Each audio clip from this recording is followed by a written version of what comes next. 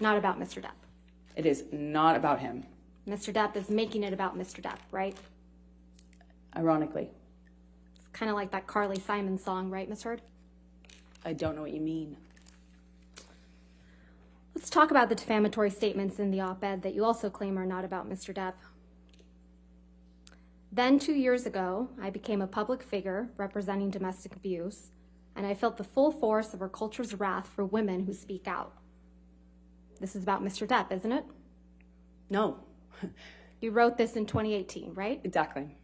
And 2 years prior was 2016, right? That's true. Okay. That's correct. So it's not about Johnny. It's about what happened to me Ms. after. Heard, my question was May of 2016 is 2 years prior to December of 2018, correct? That's correct. All right. May 2016 is when you publicly accused Mr. Depp of domestic violence, right? I got my restraining order at that time. And you publicly accused Mr. Depp of domestic violence. Yes, that was attached to my restraining order, so yes.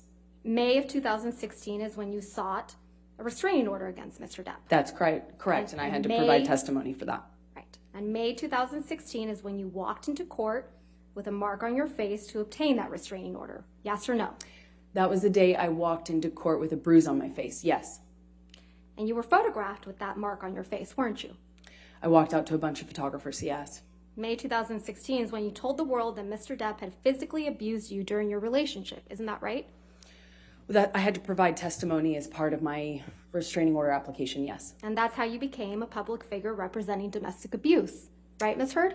From that point on, yes.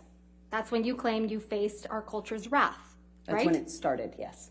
But it's your testimony under oath that this statement is not about Mr. Depp. It is not. It is about what happened to me afterwards. That's the more interesting thing for me to write about.